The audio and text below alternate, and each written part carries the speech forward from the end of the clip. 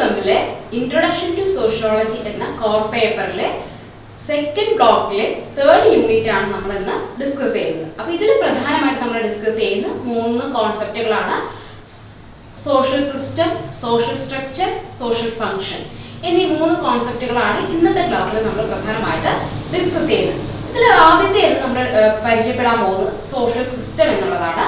18ാം നൂറ്റാണ്ടിൽ സോഷ്യോളജിസ്റ്റ് ആയിട്ടുള്ള മോണ്ടസ്ക്യൂ ആണ് സോഷ്യൽ സിസ്റ്റം എന്ന ആശയം മുന്നോട്ട് വെച്ചത്. അപ്പോൾ അദ്ദേഹത്തിന്റെ അഭിപ്രായത്തിൽ സാമൂഹ്യ ജീവിതത്തിന്റെ എല്ലാ ഭാഗങ്ങളും ഉൾക്കൊള്ളുന്ന ഘടനയാണ് അദ്ദേഹം സോഷ്യൽ സിസ്റ്റം എന്ന് വിളിക്കുന്നത്. അതായത് സാമൂഹ്യ ജീവിതത്തിന്റെ എല്ലാ ഭാഗങ്ങളും ഒരുമിച്ച് വരുന്ന ഘടനയെ അദ്ദേഹം എന്ത് വിളിച്ചു? സോഷ്യൽ സിസ്റ്റം എന്ന് വിളിച്ചു. അത് 18ാം നൂറ്റാണ്ടില് സോഷ്യൽ സിസ്റ്റം എന്ന ആശയം മുന്നോട്ട് വെച്ച വ്യക്തിയാണ് മോണ്ടസ്ക്യൂ. ഇത്രയാണ് നമ്മൾ സോഷ്യൽ സിസ്റ്റത്തിന്റെ ഇൻട്രൊഡക്ഷൻ, അല്ലെങ്കിൽ ആദ്യ ഒരു പ്രധാനമായിട്ട് പഠിക്കാനായിട്ട് വരുന്നത്. ഇനി അതിന്റെ പ്രധാനപ്പെട്ട സവിശേഷതകളിലേക്ക് പോവുകയാണെങ്കിൽ 2ഓ അതിലധികമോ വ്യക്തികൾ ഉൾപ്പെടുന്നതാണ് സോഷ്യൽ സിസ്റ്റം എന്ന് പറയുന്നത്. അതായത് 2ഓ 2-ലധികമോ വ്യക്തികൾ ഉൾപ്പെടുന്നതാണ് സോഷ്യൽ സിസ്റ്റം അഥവാ സാമൂഹ്യ വ്യവസ്ഥ എന്ന് പറയുന്നത്. എല്ലാ വ്യക്തികളും മറ്റുള്ളവർ എങ്ങനെ ഇടപെടുന്നു അല്ലെങ്കിൽ പെരുമാറുന്നു എന്നതിന്റെ അടിസ്ഥാനത്തിലായിരിക്കും ബിഹേവ് ചെയ്യുന്നത് അല്ലെങ്കിൽ പെരുമാറുന്നത്. അതായത് സോഷ്യൽ സിസ്റ്റത്തിൽ ഓരോ വ്യക്തിയും അല്ലെങ്കിൽ എല്ലാ വ്യക്തിയും മറ്റുള്ളവർ എങ്ങനെ പെരുമാറുന്നു എന്നതിന്റെ അടിസ്ഥാനത്തിലാണ് ഓരോ വ്യക്തിയും പെരുമാറുന്നത് എന്നുള്ളതാണ് ഇതിന്റെ മറ്റൊരു സവിശേഷതയായിട്ട് പറയുന്നത്. ഇനി അടുത്ത് പറയുന്നത് എല്ലാ വ്യക്തികളും എന്ത് ചെയ്യുന്നുണ്ട്? പരസ്പരം ഇന്ററാക്ട് ചെയ്യുന്നുണ്ട്. അതായത് ആളുകൾ തമ്മിൽ പരസ്പരം ആശയവിനിമയങ്ങൾക്ക് വിധേയമാണ് അല്ലെങ്കിൽ ഇന്ററാക്ട് ചെയ്യുന്നു, ഇടപെടലുകൾ നടത്തുന്നു എന്നുള്ളതാണ് സോഷ്യൽ സിസ്റ്റത്തിന്റെ പ്രധാനമായിട്ട് മറ്റൊരു ഘടകമായിട്ട് പറയുന്നത്. ഇനി സോഷ്യൽ സിസ്റ്റത്തിൽ ഒരു വ്യക്തി അവരുടെ തലമുറകളിലൂടെ കടന്നു വന്നിട്ടുള്ള അല്ലെങ്കിൽ തലമുറകളിലൂടെ കൈമാറി വന്നിട്ടുള്ള ആശയങ്ങൾ, മൂല്യങ്ങളും വിശ്വാസങ്ങളും മറ്റും എന്ത് ചെയ്യുന്നു? തുടർച്ചയായിട്ട് വെച്ച് പുലർത്തുന്നു അല്ലെങ്കിൽ തുടർച്ചയായി കൈകാര്യം ചെയ്ത് കൊണ്ടുപോകുന്നു അല്ലെങ്കിൽ മുന്നോട്ട് കൊണ്ടുപോകും എന്നുള്ളതാണ് സോഷ്യൽ സിസ്റ്റത്തിന്റെ മറ്റൊരു സവിശേഷതയായിട്ട് പറയുന്നത്. അതായത് ഒരു വ്യക്തി അദ്ദേഹത്തിന്റെ തലമുറയിലൂടെ കൈമാറ്റം ചെയ്യപ്പെട്ടിട്ടുള്ള വിശ്വാസങ്ങളും ആചാരങ്ങളും മൂല്യങ്ങളും എന്ത് ചെയ്യുന്നു? വെച്ചു പുലർത്തുന്നു എന്നുള്ളതാണ് സോഷ്യൽ സിസ്റ്റത്തിന്റെ പ്രധാനമായിട്ടുള്ള ഒരു സവിശേഷത. ഇനി എന്ന് പറയുന്നത് എല്ലാ വ്യക്തികളും പൊതുവായ ലക്ഷ്യങ്ങളും പ്രതിഫലങ്ങൾ എന്നിവയുടെ അടിസ്ഥാനത്തിലായിരിക്കും എന്ത് ചെയ്യുന്നത്? സമൂഹത്തിൽ അല്ലെങ്കിൽ സാമൂഹ്യ വ്യവസ്ഥയിൽ പ്രവർത്തിക്കുന്നത്. അതായത് ഓരോ വ്യക്തിയും തങ്ങൾക്കുള്ള ലക്ഷ്യത്തിന്റെയും അതിൽ നിന്ന് ലഭിക്കുന്ന അല്ലെങ്കിൽ അതിന്റെ പെരുമാറ്റത്തിൽ നിന്ന് ലഭിക്കുന്ന പ്രതിഫലത്തിന്റെയും അടിസ്ഥാനത്തിലായിരിക്കും സാമൂഹ്യ വ്യവസ്ഥയിൽ പെരുമാറുന്നത് അല്ലെങ്കിൽ സാമൂഹ്യ വ്യവസ്ഥയിൽ ഉൾപ്പെടുന്നത്. പ്രത്യേകമായിട്ടുള്ള ലക്ഷ്യത്തിന്റെയും പ്രതിഫലത്തിന്റെയും അടിസ്ഥാനത്തിലായിരിക്കും. ഇനി ഒരു ആശയം എന്ന നിലയിൽ സമൂഹ വ്യവസ്ഥ അതിന്റെ എല്ലാ ഘടകങ്ങളെയും ഉൾക്കൊള്ളുന്നു. അതായത് സാമൂഹ്യ വ്യവസ്ഥ എന്ന് പറയുന്നത് സാമൂഹ്യ ഘടനയുടെ അല്ലെങ്കിൽ സമൂഹത്തിന്റെ എല്ലാ ഘടനകളെയും എന്ത് ചെയ്യുന്നുണ്ട്? സാമൂഹ്യ വ്യവസ്ഥ ഉൾക്കൊള്ളുന്നു. ഇനി ഓരോ സോഷ്യൽ സിസ്റ്റവും സമൂഹത്തിന് മറ്റു വ്യവസ്ഥകളിൽ നിന്ന് വ്യത്യസ്തമാക്കുന്ന ഒന്നാണ്. അതായത് ഓരോ സാമൂഹ്യ വ്യവസ്ഥയും സമൂഹത്തിന്റെ ഓരോ സാമൂഹ്യ വ്യവസ്ഥകളിൽ നിന്ന് അല്ലെങ്കിൽ മറ്റു വ്യവസ്ഥകളിൽ നിന്ന് വ്യത്യസ്തമാക്കുന്ന ഒരു പരിധി അല്ലെങ്കിൽ ഒരു അതിർത്തി നിർണ്ണയിക്കുന്നു എന്നുള്ളതാണ് പറയുന്നത്. അതായത് നമുക്കറിയാം സമൂഹത്തിൽ ധാരാളം സാമൂഹ്യ വ്യവസ്ഥകളുണ്ട്. അതായത് പൊളിറ്റിക്കൽ സിസ്റ്റംസ് ഉണ്ട്, എക്കണോമിക്കൽ സിസ്റ്റംസ് ഉണ്ട്, കൾച്ചറൽ സിസ്റ്റം ഉണ്ട്. അപ്പൊ ഇത്തരത്തിൽ പലതരം സിസ്റ്റങ്ങളും എന്താണ്? പലതും കൃത്യമായിട്ടുള്ള ഒരു ബോർഡർ നിർണ്ണയിച്ചു കൊണ്ടാണ് നിലനിൽക്കുന്നത്. അതായത് സോഷ്യൽ സിസ്റ്റം എന്ന് പറയുന്നത് അല്ലെങ്കിൽ സാമൂഹ്യ വ്യവസ്ഥയ്ക്കകത്ത് ഓരോ സിസ്റ്റവും എന്താണ്? പ്രത്യേക സവിശേഷതകളോടുകൂടി നിലനിൽക്കുന്നു എന്നുള്ളതാണ് ഇതുകൊണ്ട് അർത്ഥമാക്കുന്നത്. അപ്പൊ സോഷ്യൽ സിസ്റ്റം എന്ന് പറയുന്നത് എന്താണ്? ഒരു സാമൂഹ്യ ജീവിതത്തിന്റെ എല്ലാ ഭാഗങ്ങളും ഉൾക്കൊള്ളുന്ന ഒരു ഘടനയാണ് സമൂഹ വ്യവസ്ഥ എന്ന് പറയുന്നത്. അതായത് സമൂഹ ജീവിതവുമായിട്ട് ബന്ധപ്പെട്ട് വരുന്ന എല്ലാ ഘടകങ്ങളെയും അല്ലെങ്കിൽ എല്ലാ ഭാഗങ്ങളെയും നമുക്ക് എന്ത് വിളിക്കാം? സാമൂഹ്യ വ്യവസ്ഥ എന്ന് പറയാം. ഇനി നമ്മൾ ഇതിൽ പ്രധാനമായിട്ട് ഡിസ്കസ് ചെയ്യുന്നത് ഈ സോഷ്യൽ സിസ്റ്റത്തിൽ നമ്മൾ കുറച്ച് സൈദ്ധാന്തികപരമായിട്ടുള്ള അല്ലെങ്കിൽ തിയററ്റിക്കൽ പെർസ്പെക്റ്റീവ്സ് പഠിക്കുന്നുണ്ട്. അതിൽ പ്രധാനമായിട്ട് നമ്മൾ ഡിസ്കസ് ചെയ്യുന്ന ആളുകളാണ് Talcott Parsons, Herbert Spencer, Radcliffe Brown. അപ്പോൾ പ്രധാനമായിട്ടും ഈ മൂന്ന് സോഷ്യോളജിസ്റ്റിന്റെ തിയറീസ് ആണ് നമ്മൾ സോഷ്യൽ സിസ്റ്റം എന്ന് പറയുന്ന ആശയത്തിൽ നമ്മൾ പഠിക്കാനായിട്ട് പോകുന്നത്. ഇതിൽ ആദ്യം നമ്മൾ പരിചയപ്പെടുന്നത് താൽക്കോട്ട് പാഴ്സൺ ആണ്. അദ്ദേഹം സോഷ്യൽ സിസ്റ്റത്തെ പഠിക്കുന്നത് ഏജിൽ മോഡൽ അഥവാ ഏജിൽ മാതൃക അല്ലെങ്കിൽ ഏജിൽ പാരാഡിയം എന്നെല്ലാം പറയുന്നത്. അപ്പൊ ഈ ഒരു മാതൃകയിലൂടെയാണ് അദ്ദേഹം സോഷ്യൽ സിസ്റ്റത്തെ പഠിക്കുന്നത്. അദ്ദേഹത്തിന്റെ അഭിപ്രായത്തിൽ സാമൂഹ്യ വ്യവസ്ഥ എന്നത് ഉപവ്യവസ്ഥകളുടെ ഒരു കൂട്ടം എന്നാണ് അദ്ദേഹം സാമൂഹ്യ വ്യവസ്ഥയെ വിളിക്കുന്നത്. അതായത് സാമൂഹ്യ വ്യവസ്ഥ എന്ന് പറയുന്നത് ഉപവ്യവസ്ഥകളുടെ ഒരു കൂട്ടമാണ് അല്ലെങ്കിൽ ഉപവ്യവസ്ഥകളുടെ കൂടിച്ചേരലിനെയാണ് അദ്ദേഹം സാമൂഹ്യ വ്യവസ്ഥ എന്ന് താൽക്കോട്ട് പാഴ്സൺ നിർവചിക്കുന്നു. അപ്പൊ അദ്ദേഹം ഏജിൽ മോഡൽ അഥവാ ഏജിൽ മാതൃകയുടെ ഒരു ഘടകം എന്ന രീതിയിലാണ് അദ്ദേഹം സോഷ്യൽ സിസ്റ്റത്തെ പഠിക്കുന്നത്. അദ്ദേഹം ഏജിൽ മാതൃക എന്നത് ഇൻട്രൊഡ്യൂസ് ചെയ്യുന്നത് അല്ലെങ്കിൽ ഏജിൽ മാതൃക അദ്ദേഹത്തിന്റെ രണ്ട് ഗ്രന്ഥങ്ങളിലൂടെയാണ് അവതരിപ്പിക്കുന്നത്. ഒന്ന് the structure of social system എന്നതും രണ്ടാമത്തേത് ദ സോഷ്യൽ സിസ്റ്റം എന്ന് പറയുന്ന രണ്ട് പ്രധാന ഗ്രന്ഥങ്ങളിലാണ് അദ്ദേഹം ഏജിൽ മോഡൽ അഥവാ ഏജിൽ മാതൃക എന്നത് അദ്ദേഹം ചൂണ്ടിക്കാണിക്കുന്നത്. അല്ലെങ്കിൽ അദ്ദേഹം പഠിക്കുന്നത് the structure of social system എന്ന് പറയുന്ന രണ്ട് പുസ്തകങ്ങളിലാണ് അദ്ദേഹം ഏജിൽ മാതൃക എപ്രകാരമാണ് സോഷ്യൽ സിസ്റ്റത്തിൽ നിൽക്കുന്നത് അല്ലെങ്കിൽ സോഷ്യൽ സിസ്റ്റം എങ്ങനെയാണ് ഏജിൽ മാതൃകയുടെ ഭാഗമാവുന്നത് എന്നാണ് അദ്ദേഹം ചൂണ്ടിക്കാണിക്കുന്നത്. ഇതിൽ അദ്ദേഹം പ്രധാനമായിട്ട് പറയുന്നത് സോഷ്യൽ സിസ്റ്റത്തെ പഠിക്കാനുള്ള രണ്ട് മാർഗങ്ങളാണ് ഭാഷാ സംസ്കാരം. അതായത് ഭാഷയും സംസ്കാരവും സോഷ്യൽ സിസ്റ്റത്തെ പഠിക്കാനുള്ള രണ്ട് ഘടകങ്ങളാണ് അല്ലെങ്കിൽ ഉപാധികളാണ് എന്നാണ് താൽക്കോട്ട് പാഴ്സൺ അഭിപ്രായപ്പെടുന്നത്. ഇനി അദ്ദേഹം ഏജിൽ മോഡലിലെ അല്ലെങ്കിൽ ഏജിൽ മാതൃകയെ സ്ഥിരമായ ഒരു സാമൂഹിക ജീവിതത്തെ പഠിക്കുവാനുള്ള ഒരു ഉപാധി എന്നും വിളിക്കുന്നുണ്ട്. അതായത് സാമൂഹ്യ വ്യവസ്ഥയെ സ്ഥിരമായി പഠിക്കാനുള്ള ഒരു ഉപാധിയാണ് അല്ലെങ്കിൽ മാർഗമാണ് ഏജിൽ മോഡൽ എന്ന് അദ്ദേഹം അഭിപ്രായപ്പെടുന്നു. അതായത് നമ്മൾ നേരത്തെ പറഞ്ഞു ഏജിൽ മോഡലിലെ ഒരു ഘടകം എന്ന രീതിയിലാണ് സാമൂഹ്യ വ്യവസ്ഥയെ അദ്ദേഹം മനസ്സിലാക്കുന്നത്. അപ്പോൾ സാമൂഹിക വ്യവസ്ഥയെ പഠിക്കാനുള്ള ഏകമാർഗം അല്ലെങ്കിൽ പഠിക്കാനുള്ള ഒരു മാർഗം എന്ന രീതിയിലാണ് അദ്ദേഹം ഏജിൽ മാതൃകയെ മനസ്സിലാക്കുന്നത് അല്ലെങ്കിൽ ഏജിൽ മാതൃകയെ അദ്ദേഹം മുന്നോട്ട് വെക്കുന്നത്. ഇതിൽ അദ്ദേഹം പറയുന്നത് സമൂഹത്തിന് പ്രവർത്തിക്കാൻ കഴിയാത്ത എല്ലാ സാമൂഹ്യ വ്യവസ്ഥകളിലും ഈ മാതൃക നമുക്ക് മുന്നോട്ട് വെക്കാം അല്ലെങ്കിൽ ഈ മാതൃകയിൽ വരുന്ന 4 പ്രവർത്തനപരമായിട്ടുള്ള ഘടകങ്ങളെ അദ്ദേഹം ചൂണ്ടിക്കാണിക്കുന്നുണ്ട്. അതായത് സാമൂഹ്യ വ്യവസ്ഥയിൽ സമൂഹത്തിന് അല്ലെങ്കിൽ ഒരു വ്യവസ്ഥയിൽ സമൂഹത്തിന് പ്രവർത്തിക്കാൻ കഴിയാതെ വരുന്ന ഘട്ടങ്ങളിൽ അദ്ദേഹം ചൂണ്ടിക്കാണിക്കുന്ന 4 പ്രവർത്തനപരമായ ഘടകങ്ങളെ നമുക്ക് സബ്സ്റ്റിറ്റ്യൂട്ട് ചെയ്ത് പഠിക്കാം എന്നാണ് അദ്ദേഹം പറയുന്നത്. ഈ ഏജിൽ മോഡൽ എന്ന് പറയുന്നത് എന്താണ് നമ്മൾ നേരത്തെ പറഞ്ഞു സോഷ്യൽ സിസ്റ്റത്തെ പഠിക്കുന്നതിനുള്ള മാർഗമാണ് എന്നാണ് അദ്ദേഹം ചൂണ്ടിക്കാണിച്ചത്. അപ്പോൾ സമൂഹത്തില്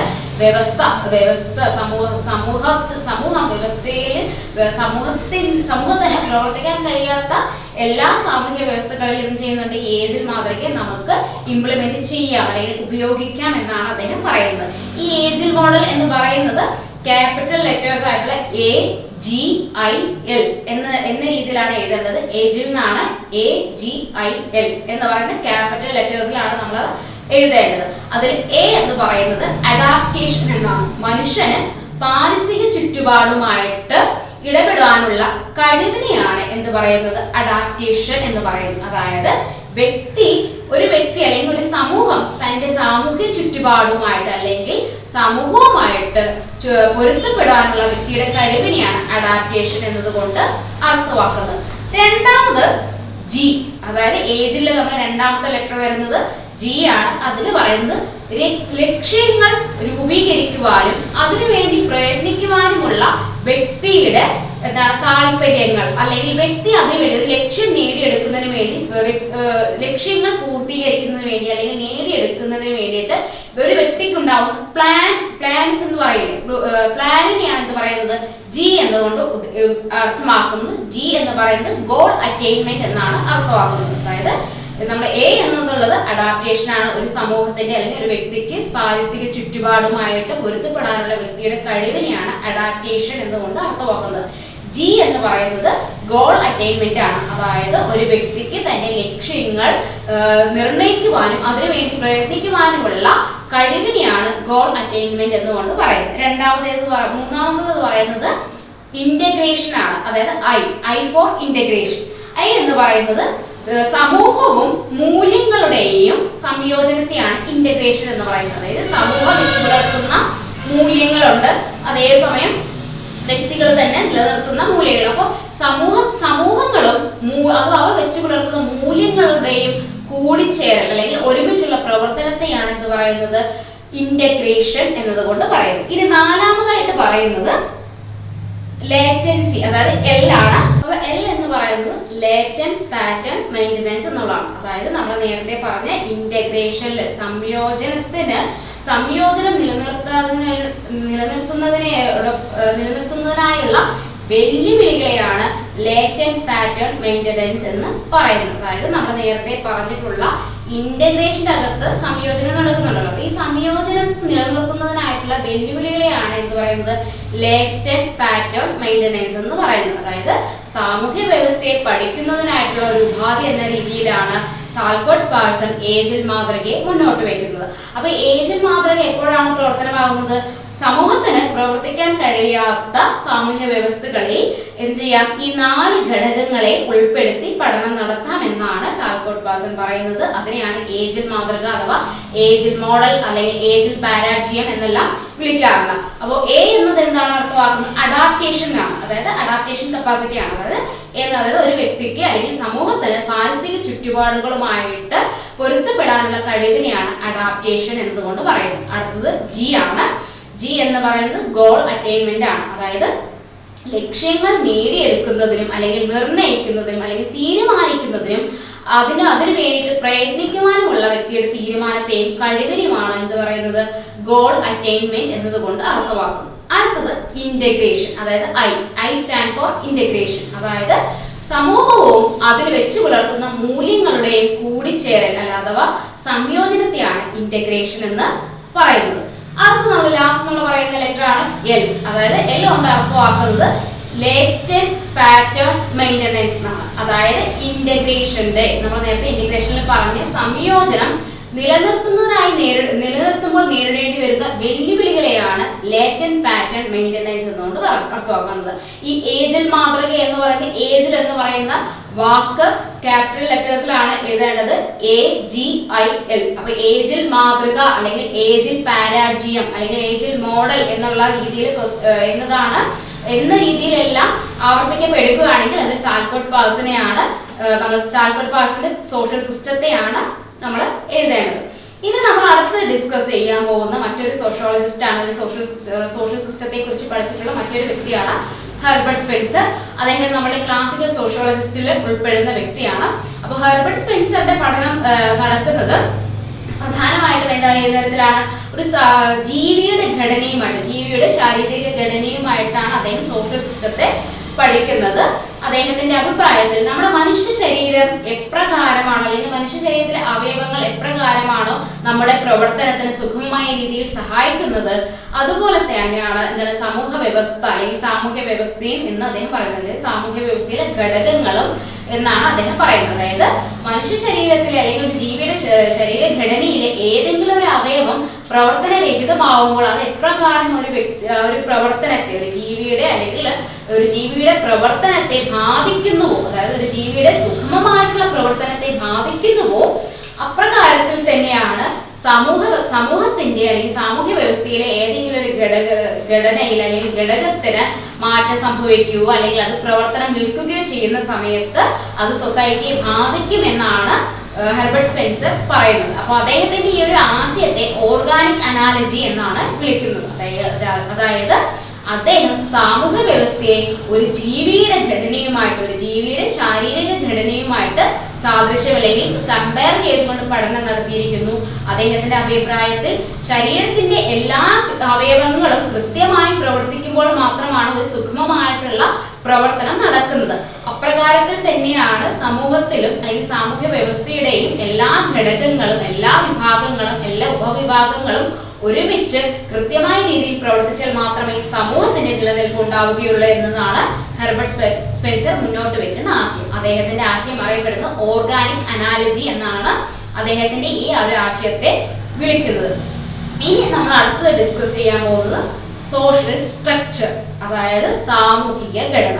ഇതിൽ നമ്മൾ സാമൂഹിക ഘടനയിൽ പ്രധാനമായിട്ടും ഡിസ്കസ് ചെയ്യുന്ന സോഷ്യോളജിസ്റ്റ് A.R. റാഡ്ക്ലിഫ് ബ്രൗണിയാണ്. അതായത് A.R. റാഡ്ക്ലിഫ് ബ്രൗൺ എന്ന് പറയുന്ന സോഷ്യോളജിസ്റ്റ് ആണ് സാമൂഹിക ഘടനയെ കുറിച്ച് അഥവാ സോഷ്യൽ സ്ട്രക്ചറിനെ കുറിച്ച് അഭിപ്രായപ്പെട്ടിട്ടുള്ളത്. അപ്പൊ അദ്ദേഹത്തിന്റെ അഭിപ്രായത്തിൽ പരസ്പരം ബന്ധപ്പെട്ട് കിടക്കുന്ന വ്യക്തികൾക്കിടയിലെ തുടർച്ചയായിട്ടുള്ള ക്രമീകരണത്തെ നമുക്ക് എന്ത് വിളിക്കാം? സോഷ്യൽ സ്ട്രക്ചർ അഥവാ സാമൂഹിക ഘടന എന്ന് പറയാം. അതായത് പരസ്പരം ബന്ധപ്പെട്ട് നിലനിൽക്കുന്ന അല്ലെങ്കിൽ പരസ്പരം കണക്ഷൻസ് വെച്ച് പുലർത്തുന്ന വ്യക്തികളുടെ അല്ലെങ്കിൽ വ്യക്തികൾക്കിടയിലെ തുടർച്ചയായിട്ടുള്ള ഒരു ക്രമീകരണം അല്ലെങ്കിൽ കൃത്യമായിട്ടുള്ള, അതായത് കണ്ടിന്യൂസ് ആയിട്ടുള്ള ഒരു പ്രോസസ്സിനെയാണ് നമ്മൾ എന്ത് വിളിക്കുന്നത്? സാമൂഹ്യ ഘടന എന്ന് വിളിക്കുന്നത്. അപ്പോൾ A.R. റാഡ്ക്ലിഫ് ബ്രൗൺ അഭിപ്രായപ്പെടുന്ന ഇപ്രകാരമാണ് അല്ലെങ്കിൽ നിർവചിക്കുന്ന ഇപ്രകാരമാണ്: പരസ്പരം ബന്ധപ്പെട്ട് കിടക്കുന്ന വ്യക്തികൾക്കിടയിലെ തുടർച്ചയായ ക്രമീകരണത്തെ നമുക്ക് സോഷ്യൽ സ്ട്രക്ചർ എന്ന് വിളിക്കാം. ഇത് അദ്ദേഹം സോഷ്യൽ സ്ട്രക്ചറിനെ കുറിച്ച് നിർവചിച്ചിരിക്കുന്നതാണ്. അതുകൊണ്ട് തന്നെ ഇത് ഈ രീതിയിൽ തന്നെ പഠിക്കേണ്ടതാണ്. ഇനി അടുത്ത് നമ്മൾ സോഷ്യൽ സ്ട്രക്ചറിന്റെ പ്രധാനപ്പെട്ട എലമെന്റ്സ് ആണ് ഡിസ്കസ് ചെയ്യുന്നത്. അതിൽ ഒന്നാമതായിട്ട് പറയുന്നത് സോഷ്യൽ സ്ട്രക്ചർ, അതായത് ഒരു ഘടനയ്ക്ക് എന്തുണ്ടാവും? സ്വാഭാവികമായിട്ട് ഉപവിഭാഗങ്ങൾ ഉണ്ടാവും. അതായത് നമ്മുടെ ശരീരത്തിൽ നമ്മൾ നേരത്തെ പറഞ്ഞതുപോലെ ഒരു കമ്പാരിസൺ എടുക്കുവാണെങ്കിൽ നമ്മുടെ ശാരീരിക ഘടന എന്ന് പറയുന്നത് എന്താണ്? നമുക്ക് പ്രധാനപ്പെട്ട അവയവങ്ങൾ, അതിൽ തന്നെ ധാരാളം ഉപഘടകങ്ങളുണ്ട്. അതുപോലെ തന്നെ സാമൂഹിക ഘടനയിൽ എന്തുണ്ട്? ധാരാളം ഉപവിഭാഗങ്ങൾ, അതായത് ഉപവിഭാഗങ്ങൾ നിലനിൽക്കുന്നു. അതായത് വിവിധ തരം ഉപവിഭാഗങ്ങൾ ഉണ്ട് എന്നുള്ളതാണ് സോഷ്യൽ സ്ട്രക്ചറിന്റെ പ്രധാന സവിശേഷതയായിട്ട് അല്ലെങ്കിൽ ഘടകമായിട്ട് നമുക്ക് പറയാനാവുന്നത്. രണ്ടാമത് എന്ന് പറയുന്നത് വിവിധ തരം റോളുകൾ നിലനിൽക്കുന്നു. അതായത് സോഷ്യൽ സ്ട്രക്ചറിൽ വിവിധ തരം റോളുകൾ നിലനിൽക്കുന്നുണ്ട് അല്ലെങ്കിൽ ഉണ്ട്. മൂന്നാമത് പറയുന്നത് സോഷ്യൽ സ്ട്രക്ചറിൽ എന്തുണ്ട്? സാംസ്കാരിക മൂല്യം, അതായത് ഓരോ സമൂഹവും എന്തുണ്ട്? വ്യത്യസ്ത സാംസ്കാരികപരമായിട്ടുള്ള മൂല്യങ്ങൾ വെച്ച് പുലർത്തുന്നുണ്ട്. അതുകൊണ്ട് തന്നെ അതിനെന്തുണ്ട്? സാംസ്കാരികപരമായിട്ടുള്ള മൂല്യവും എന്തിൽ നിലനിൽക്കുന്നു? സാമൂഹ്യ ഘടനയിൽ നിലനിൽക്കുന്നു. നാലാമത് എന്ന് പറയുന്നത് നിയന്ത്രണ മാനദണ്ഡങ്ങൾക്കനുസരിച്ച് ഉപഗ്രൂപ്പുകളുടെ റോളുകളും നിയന്ത്രിക്കുന്നു. അതായത് നിയന്ത്രണങ്ങളും മാനദണ്ഡങ്ങളും എന്തിലുണ്ട്? ഇതിൽ നിലനിൽക്കുന്നു. അത് ഉപഗ്രൂപ്പുകളുടെ, നമ്മൾ പറഞ്ഞ ഉപവിഭാഗങ്ങളുടെ റോളുകളെ നിയന്ത്രിക്കുന്നു. അപ്പൊ ഇത്രയുമാണ് എലമെന്റ്സ് ഓഫ് സോഷ്യൽ സ്ട്രക്ചർ എന്നുകൊണ്ട് അർത്ഥമാക്കുന്നത്. ഇനി നമ്മൾ അടുത്തത് ഡിസ്കസ് ചെയ്യുന്ന ഒരു കോൺസെപ്റ്റ് ആണ് സോഷ്യൽ ഫങ്ഷൻ. ഓക്കെ, അതായത് സാമൂഹിക പ്രക്രിയ, അതായത് സാമൂഹിക പ്രവർത്തനം, സമൂഹത്തിന്റെ പ്രവർത്തനം എന്നുള്ളത് എങ്ങനെയാണെന്നുള്ളതാണ് സോഷ്യൽ ഫങ്ഷൻ എന്നുള്ള ആശയം കൊണ്ട് അർത്ഥമാക്കുന്നത്. ഇതിൽ നമ്മൾ പ്രധാനമായിട്ട് ഡിസ്കസ് ചെയ്യുന്ന വ്യക്തികളാണ് Talcott Parsons, Herbert Spencer, Emile Durkheim, Robert K Merton. ഇത്രയും സോഷ്യോളജിസ്റ്റുകളെയാണ് നമ്മൾ ഇതിൽ ഡിസ്കസ് ചെയ്തത്. ഇതിൽ താൽബർട്ട് പാഴ്സണും ഹെർബർട്ട് സ്പെൻസറും നമ്മൾ നേരത്തെ സോഷ്യൽ സിസ്റ്റത്തിൽ പരിചയപ്പെട്ടു. അവരുടെ അഭിപ്രായങ്ങളും എന്താണ്? കൃത്യമായിട്ട് എന്താണ് അവർ സോഷ്യൽ സിസ്റ്റത്തെ കുറിച്ച് അഭിപ്രായപ്പെടുന്നത്? അത് തന്നെയാണ് സോഷ്യൽ ഫങ്ഷനിലും അവർ അഭിപ്രായപ്പെടുന്നത്. പ്രധാനമായിട്ട് താൽബർട്ട് പാഴ്സണും ഹെർബർട്ട് സ്പെൻസറും എല്ലാം സമൂഹത്തെ ഒരു ജീവി, ഒരു സാമൂഹ്യ ജീവി എന്ന രീതിയിലാണ് പഠനം നടത്തിയിട്ടുള്ളത്. അതായത് നമ്മുടെ താൽബർട്ട് പാഴ്സൺ ഏജന്റ് മാതൃകയിൽ പഠിച്ചു. അദ്ദേഹം ഈ 4 ഘടകങ്ങൾ കൂടിച്ചേരുമ്പോഴാണ് ഒരു സോഷ്യൽ സിസ്റ്റം രൂപീകൃതമാകുന്നതെന്നും അതാണ് സാമൂഹ്യ വ്യവസ്ഥയിൽ പ്രവർത്തിക്കുന്നത് എന്നും അദ്ദേഹം ചൂണ്ടിക്കാണിക്കുന്നുണ്ട്. ഹെർബർട്ട് സ്പെൻസർ നമ്മൾ ഓർഗാനിക് അനാലജി എന്ന് പറയുന്ന ഒരു കോൺസെപ്റ്റിലൂടെ പഠിച്ചു. അതെന്താണ്? സമൂഹത്തിന്റെ പ്രവർത്തനം അല്ലെങ്കിൽ സോഷ്യൽ ഫങ്ഷൻ എന്ന് പറയുന്നത് എന്താണ്? ഒരു ജീവിയുടെ ശരീരഘടന പോലെ തന്നെയാണ്. നമ്മുടെ മനുഷ്യ ശരീരം എപ്രകാരമാണോ സൂക്ഷ്മമായി പ്രവർത്തിക്കുന്നത്, അതായത് നമ്മുടെ ശരീരത്തെ സംബന്ധിച്ചിടത്തോളം എന്താണ്? നമ്മുടെ എല്ലാ അവയവങ്ങളും കൃത്യമായി പ്രവർത്തിക്കുമ്പോഴാണ് നമ്മൾ ഒരു വ്യക്തിയുടെ ആരോഗ്യമുള്ള ഒരു ശരീരമായിട്ട് മാറുന്നത്.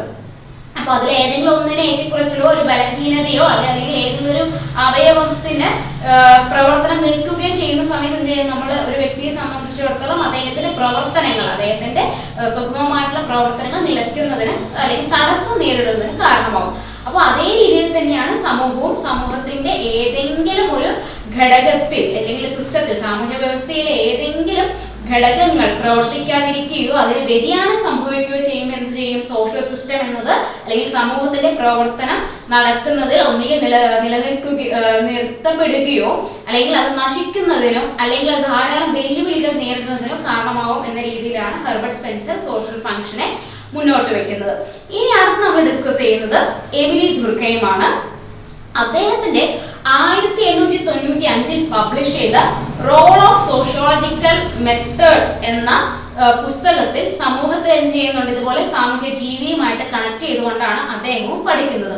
അദ്ദേഹത്തിന്റെ ഈ പേഴ്സ്പെക്റ്റീവ് ഓർഗാനിക് സോളിഡാരിറ്റി എന്നാണ് അറിയപ്പെടുന്നത്. അതായത് എമിലി ദുർഖെയിം അദ്ദേഹത്തിന്റെ the role of sociological method എന്ന ഗ്രന്ഥത്തിൽ സമൂഹത്തെ സോഷ്യൽ ഫംഗ്ഷനെയും സാമൂഹ്യ ജീവിയുമായിട്ട് കണക്ട് ചെയ്തുകൊണ്ട് തന്നെയാണ് പഠിച്ചിരിക്കുന്നത്. അപ്പൊ ഈ ഒരു കോൺസെപ്റ്റിനെ ഓർഗാനിക് സോളിഡാരിറ്റി എന്നാണ് വിളിക്കുന്നത്. അതായത് ഓർഗാനിക് സോളിഡാരിറ്റി എന്ന് പറയുന്ന ആശയം അല്ലെങ്കിൽ കോൺസെപ്റ്റ് മുന്നോട്ട് വെക്കുന്നത് എമിലി ദുർഖെയിമാണ്. ഓർഗാനിക് അനാലജി എന്ന് പറയുന്ന കോൺസെപ്റ്റ് മുന്നോട്ട് വെക്കുന്നത് ഹെർബർട്ട് സ്പെൻസർ ആണ്.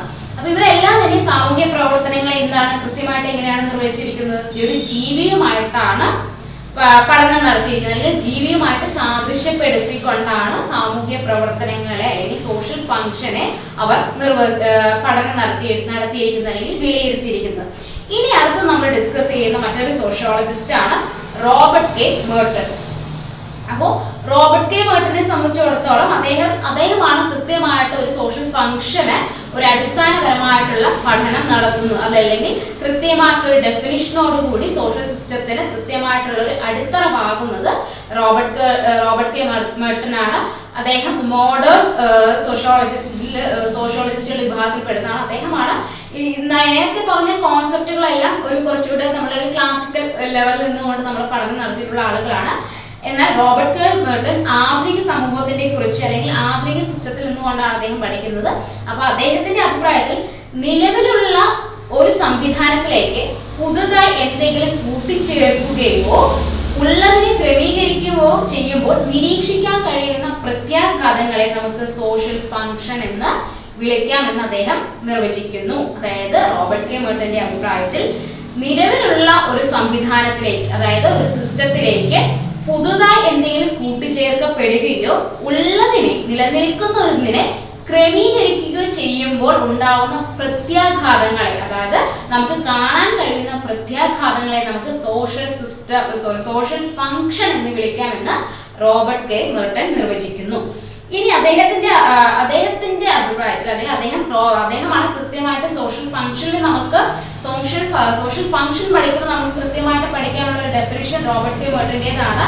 അതിപ്രകാരമാണ്: നിലവിലുള്ള സംവിധാനത്തിലേക്ക് പുതുതായി എന്തെങ്കിലും കൂട്ടിച്ചേർക്കപ്പെടുകയോ നിലവിലുള്ളതിനെ ക്രമീകരിക്കുകയോ ചെയ്യുമ്പോൾ നിരീക്ഷിക്കാൻ കഴിയുന്ന പ്രത്യാഘാതങ്ങളെ നമുക്ക് സോഷ്യൽ ഫംഗ്ഷൻ എന്ന് വിളിക്കാം എന്നാണ് അദ്ദേഹം നിർവചിക്കുന്നത്. അപ്പൊ സോഷ്യൽ ഫംഗ്ഷൻ എഴുതുമ്പോൾ അത് റോബർട്ട് കെ മെർട്ടന്റെ നിർവചനം പഠിച്ചു വെക്കുക. അടുത്ത ഫംഗ്ഷണലിസം അഥവാ പ്രവർത്തനവാദം എന്നൊക്കെയാണത് അറിയപ്പെടുന്നത്. ഇനി സമൂഹത്തിന്റെ വ്യത്യസ്ത വ്യവസ്ഥിതികൾ ഒത്തുചേർന്ന് പ്രവർത്തിക്കുമ്പോൾ സമൂഹത്തിന്റെ അതിൻ്റെതായിട്ടുള്ള ഒരു ഘടന നൽകപ്പെടുന്നു എന്നുള്ളതാണ് ഫംഗ്ഷണലിസത്തിന്റെ പ്രത്യേകത. അതായത് എന്താണ്, സമൂഹത്തിലെ വ്യത്യസ്ത വ്യവസ്ഥിതികൾ കൂടിച്ചേർന്ന് പ്രവർത്തിക്കുമ്പോൾ സമൂഹത്തിന് അതിൻ്റെതായിട്ടുള്ള ഘടന നിലനിൽക്കുന്നു. അതായത് സമൂഹത്തിന്റെ വ്യത്യസ്ത പാർട്സ് ഉണ്ടല്ലോ, വ്യത്യസ്ത ഭാഗങ്ങൾ കൂടിച്ചേർന്നുകൊണ്ട് പുതിയൊരു ഘടന നൽകുന്നു. ഈ ഘടനയാണ് നമ്മൾ ഫംഗ്ഷണലിസം അഥവാ ഫംഗ്ഷൻ എന്ന് നമ്മൾ വിളിക്കുന്നത്. ഇനി അതിൽ നമ്മൾ ഡിസ്കസ് ചെയ്യുന്നത് റോബർട്ട് കെ മെർട്ടന്റെ അകത്ത് റോബർട്ട് കെ മെർട്ടൻ നമ്മുടെ സോഷ്യൽ സിസ്റ്റത്തിന് സോഷ്യൽ ഫംഗ്ഷന് കൃത്യമായിട്ടുള്ള ഡെഫിനിഷൻ നൽകിയിട്ടുണ്ട്. അതോടൊപ്പം തന്നെ അദ്ദേഹം സോഷ്യൽ ഫംഗ്ഷനെ 2 കാറ്റഗറീസ് ആയിട്ട്, അതായത് 2ആയിട്ട് തരംതിരിച്ചിരിക്കുന്നു. 2 ടൈപ്സിലാണ് സോഷ്യൽ ഫംഗ്ഷൻ നടക്കുന്നതെന്ന് അദ്ദേഹം അഭിപ്രായപ്പെടുന്നു. Manifest function, latent function. അതായത് മാനിഫെസ്റ്റ് ഫംഗ്ഷൻ എന്നും ലേറ്റന്റ് ഫംഗ്ഷൻ എന്നും അദ്ദേഹം റോബർട്ട് കെ മെർട്ടൻ സോഷ്യൽ സിസ്റ്റത്തെ 2ആയി തരംതിരിച്ചിരിക്കുന്നു. അതിൽ മാനിഫെസ്റ്റ് ഫംഗ്ഷൻ എന്ന് പറയുന്നത് സമൂഹത്തിൽ ഓരോ സ്ഥാപനത്തിനും കൃത്യമായിട്ടുള്ള ധർമ്മമുണ്ട്.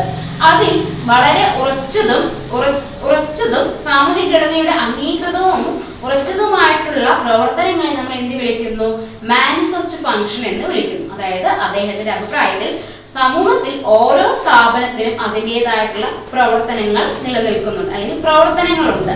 അപ്പൊ ഇതിൽ സമൂഹത്തിന്റെ സാമൂഹിക ഘടനയുടെ അല്ലെങ്കിൽ സാമൂഹിക ഘടനയുടെ അംഗീകൃതവും ഉറച്ചതുമായിട്ടുള്ള പ്രവർത്തനങ്ങളെയെല്ലാം നമുക്ക് എന്ത് വിളിക്കാം?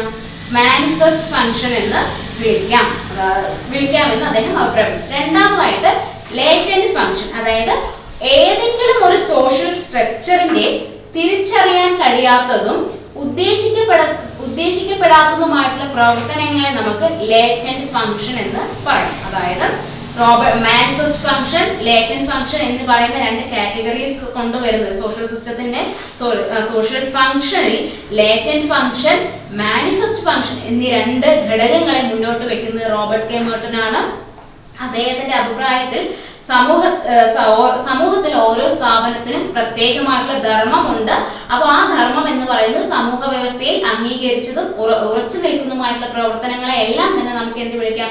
മാനിഫെസ്റ്റ് ഫംഗ്ഷൻ എന്ന് വിളിക്കാം. അതേസമയം സമൂഹത്തിൽ അല്ലെങ്കിൽ സാമൂഹ്യ ഘടനയിൽ തിരിച്ചറിയാൻ കഴിയാത്തതും അല്ലെങ്കിൽ നിർവചിക്കപ്പെടാത്തതുമായിട്ടുള്ള എല്ലാ പ്രവർത്തനങ്ങളെയും നമുക്ക് ലേറ്റന്റ് ഫംഗ്ഷൻ എന്ന് വിളിക്കാമെന്നാണ് റോബർട്ട് കെ മേർട്ടൺ പറയുന്നത്. അദ്ദേഹത്തിന്റെ മറ്റൊരു പ്രധാനപ്പെട്ട തിയറിയാണ് മിഡിൽ റേഞ്ച് തിയറി. അതിൽ നമ്മൾ സോഷ്യൽ ഫംഗ്ഷനെ കുറിച്ച് കൃത്യമായിട്ട് പ്രതിപാദിക്കുന്നില്ല, അല്ലെങ്കിൽ നമുക്ക് മിഡിൽ റേഞ്ച് തിയറി നമുക്കത് കൂടുതൽ ഡിസ്കസ് ചെയ്യാനായിട്ടില്ല. പ്രധാനമായിട്ട് നമുക്ക് റോബർട്ട് കെ മേർട്ടന്റെ സോഷ്യൽ ഫംഗ്ഷനെയാണ് ഡിസ്കസ് ചെയ്യാനുള്ളത്. അതിൽ പ്രധാനമായിട്ട് വരുന്ന രണ്ട് ഘടകങ്ങളാണ് മാനിഫെസ്റ്റ് ഫംഗ്ഷനും ലേറ്റന്റ് ഫംഗ്ഷൻ. അതോടുകൂടി നമ്മുടെ ഈ തേർഡ് യൂണിറ്റില് കോൺസെപ്റ്റ് നമ്മൾ ഡിസ്കസ് ചെയ്ത് കഴിഞ്ഞു. പ്രധാനമായിട്ട് നമ്മൾ ഡിസ്കസ് ചെയ്തത് social system, social function, social structure എന്നുള്ളതാണ്. അതിൽ നമ്മൾ സോഷ്യൽ സിസ്റ്റത്തിൽ നമ്മൾ ഡിസ്കസ് ചെയ്തത് ടാൽക്കോട്ട് പാഴ്സണെയാണ്.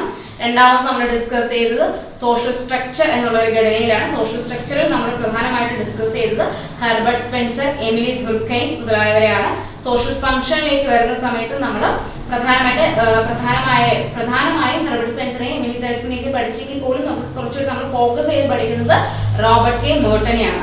അപ്പൊ ഇതോടുകൂടി നമ്മൾ സെക്കൻഡ് ബ്ലോക്കിലെ അവസാനത്തെ യൂണിറ്റും നമ്മൾ കംപ്ലീറ്റ് ചെയ്തു.